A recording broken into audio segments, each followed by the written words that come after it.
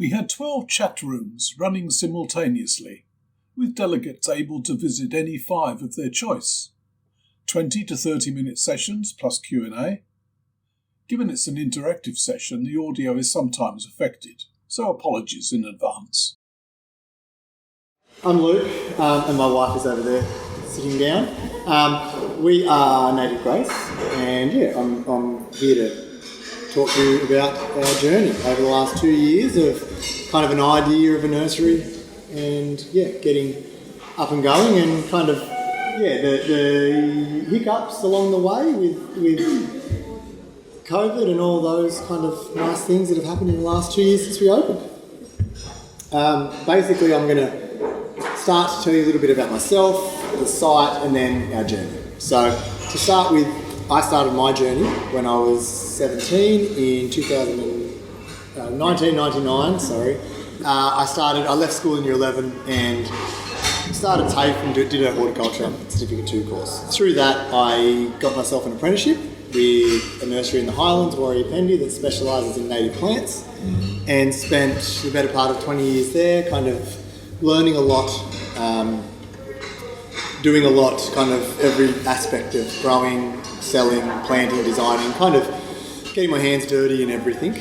And then, basically I approached kind of 2020 and I was nearing 40 and thought I'd like to really start my next phase of my life, and kind of now's the time to kind of go out on a limb and my brother said, you're young enough to start over again if it doesn't work out. So, I thought, why not? So with the support of the family, we embarked on an adventure to kind of start our own nursery. So that's kind of us. But it's very much a family business. My wife works in there, and my parents or my father works for free in there. So we're kind of basically the site, we kind of started our journey in early 2020 and kind of idea marked, this is a site I drove past.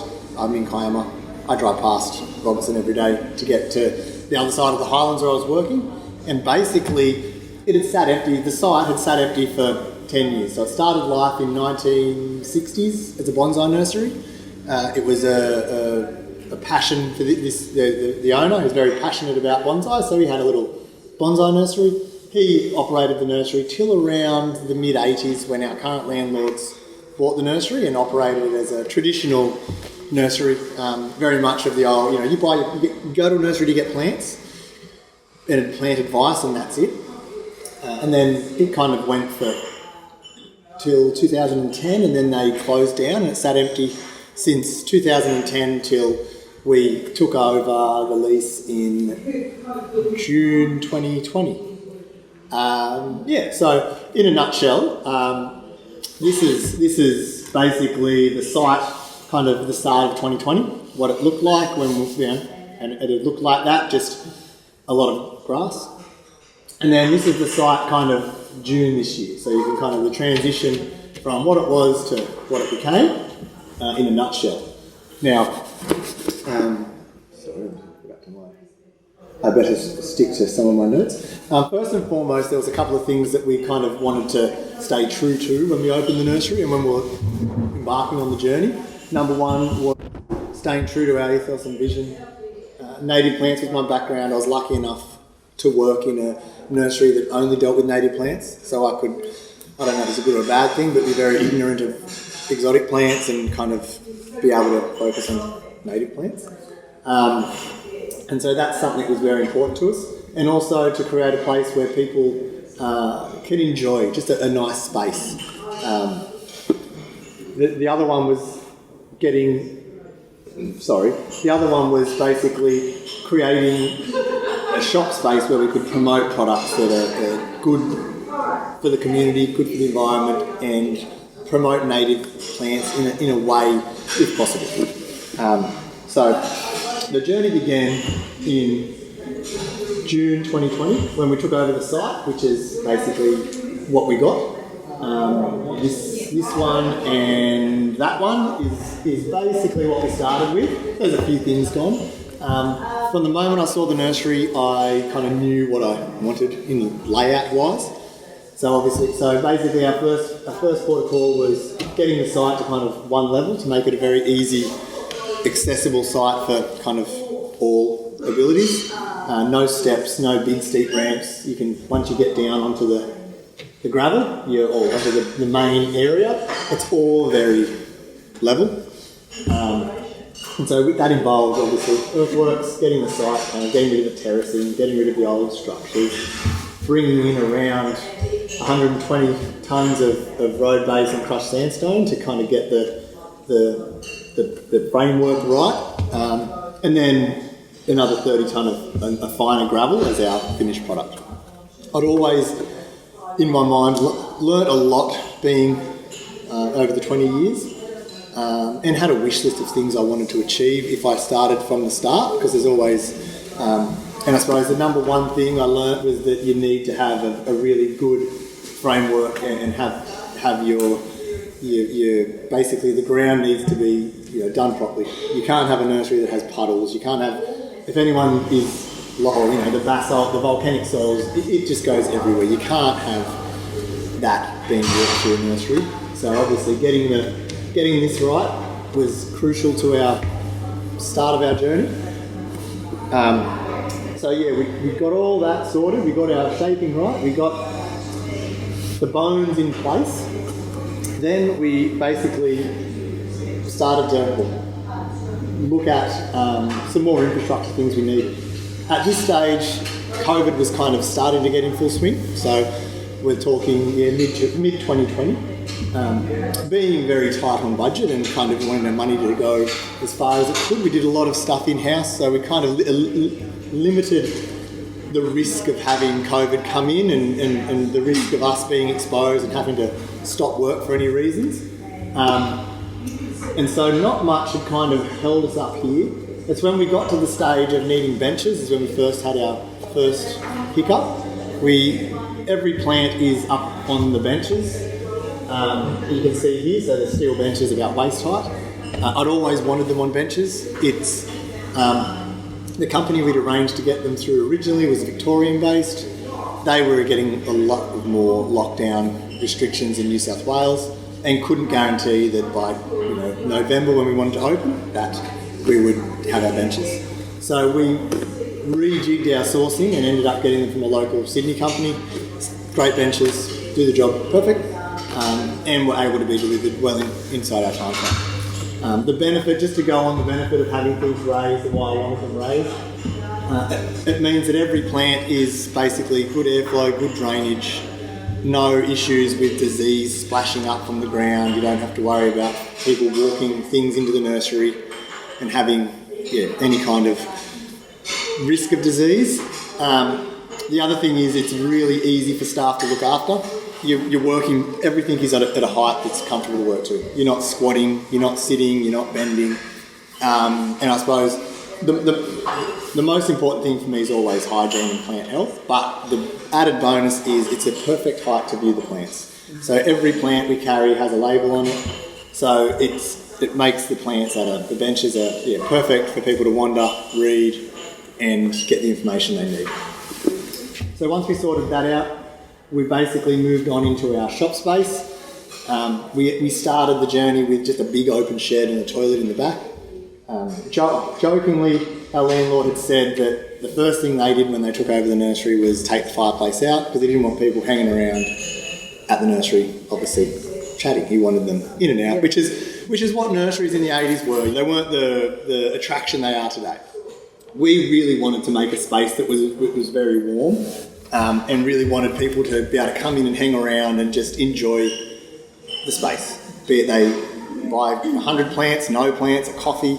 It didn't worry me. It didn't worry us. We just wanted them to enjoy the space. So we really went about turning this one big open kind of space into there's a design studio in the back corner, a fireplace, and then the shop space out the front, which I only brought one photo of. Do you have coffee? We do. We do have coffee. So yes, we have a coffee van that we sell some food and coffee and some bush products we stock in the shop. We also use the relishes on our bacon egg rolls. We've got We've got lily-pilly conserves we use on some of the sandwiches. There's a range of... we try to promote products that we sell and use them in our cafe as much as we can. So we had this kind of framework in place. Things were coming along, and then it came time to buy plants, and then we hit our other hiccup. So the good thing about COVID for the nursery industry is I think it was probably the busiest time people had been in the last 30 years. It was the winter, so we're kind of September, October. We were doing it in July as well, but negotiating with some suppliers and trying to line up things for when we're going to open. And a couple of our top, wanted suppliers kind of said, no, we can't fulfil the people we're servicing now. So we don't do business like this usually, but we are not taking on any new customers until things settle down, because it was just a lot of their spring stock was going out in late winter. It was just crazy. So we had to go a little bit further afield, which I didn't mind doing, because I explored some nurseries I didn't know of and hadn't shopped at before, and thought, it's probably not a bad thing to go out a little bit more. I'm very particular with the plants I buy, and very particular with the kind of stuff we stock and the quality. We got out of a bind with some nurseries that we got from, but I don't shop from them anymore, because the issues with places that weed on dispatch, or the quality's not quite right, so they lead to issues down the line. And we got around that issue of plant supply, but I suppose it was looking back, it was good, but not like now. We've got our supply chain very down pat, and pretty much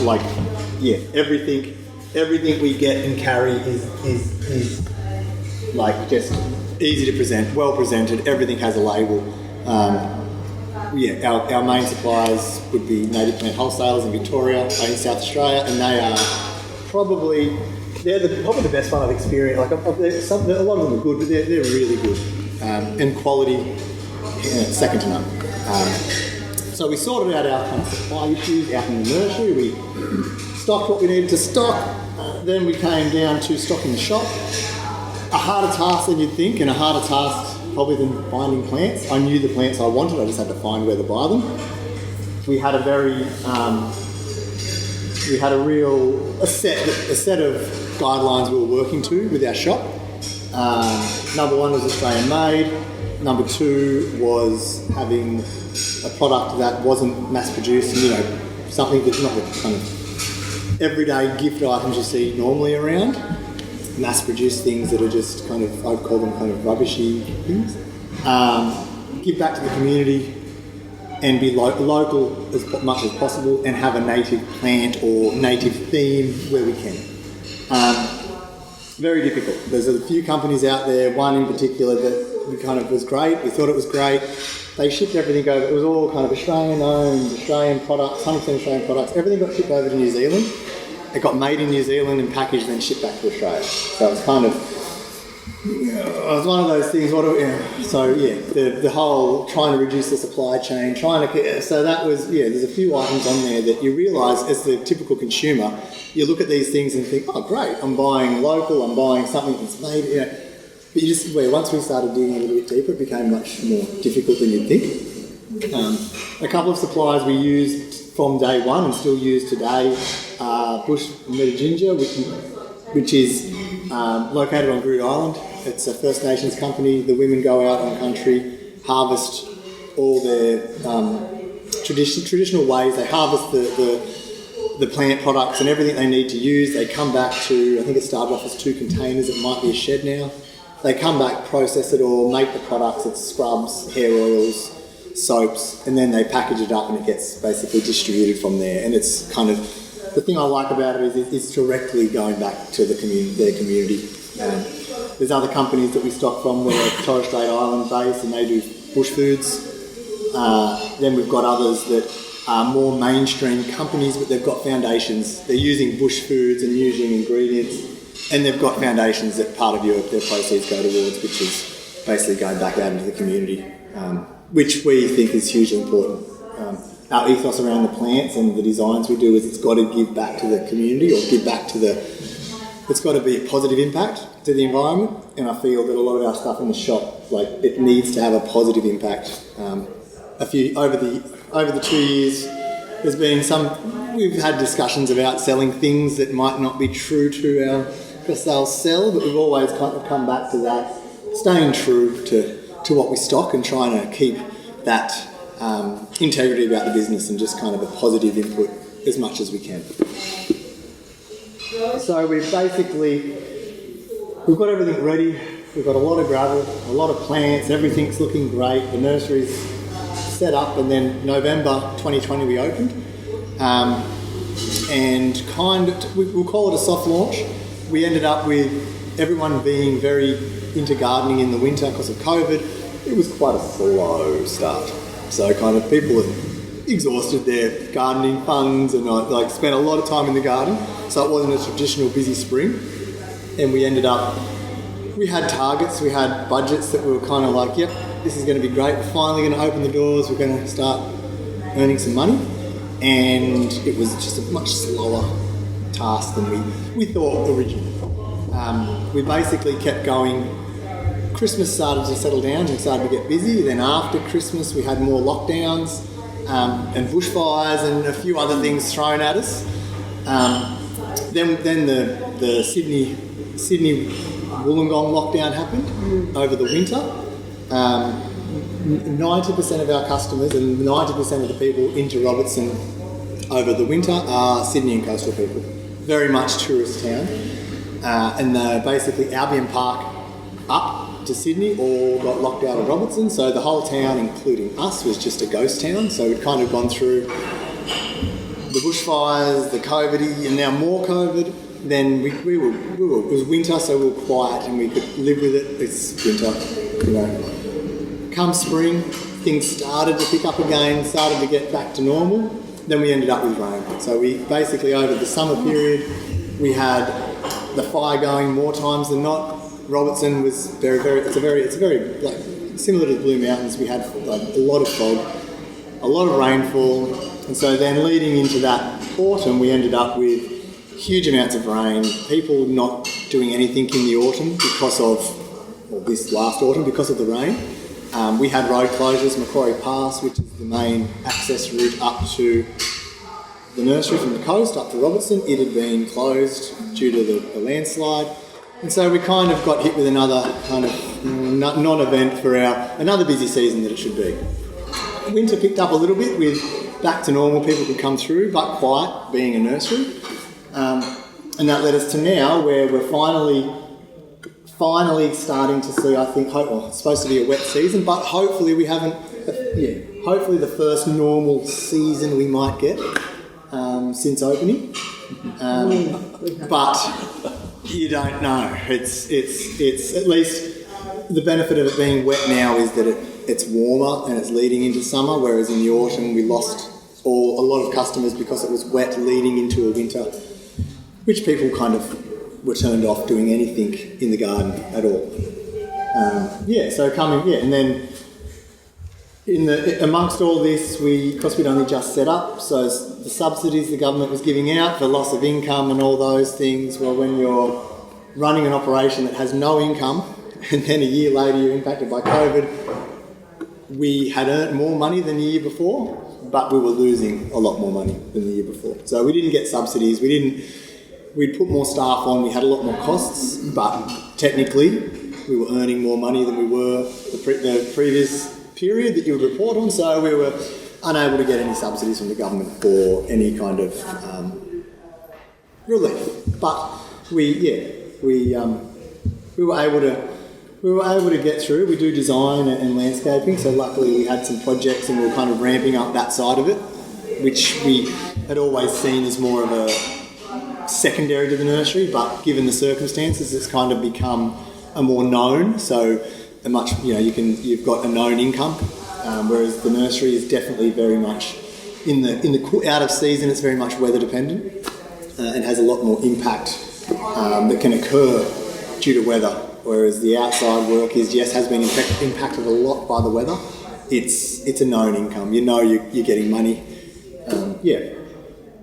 And which leads us to today, where we're we're still there. We're still enjoying it. We'd do it again. I'd like to say we'd definitely do it again. And I suppose, being true to how we set it up, we haven't had any, getting the framework very right and not compromising on that, even though with all the impacts during setup, we get no water issues, no flooding, no erosion, no runoff, no puddles. Yeah, it has definitely handled everything that gets thrown at it. Yeah, so that's basically our journey to where we are now. So basically we've had to be very smart with our money in advertising and pushing the nursery in the Highlands. I don't know if anyone's local-ish here. No. The Southern Highlands are very much a English kind of garden. So we get a lot of coastal customers. It's much easier. They're so much more native friendly. We do get a lot of Highland customers, but you've got to be very smart with the advertising to get the ones in to get people in and just be very smart. So we like to do a lot of these talks, a lot of garden clubs, trying to promote ourselves, donate things, donate time, donate vouchers. We're still in a position where we get a lot of people that haven't heard of us, or a lot of new people that come up, and it's always nice to have people come up and say nice things, and you feel like you're doing the right thing, and Use social media much? We do. We need to do better than what we do, but we do. It's huge. When we first started, it's for that young. Every crowd, every generation seems to be using it now. It's not just like a young and old.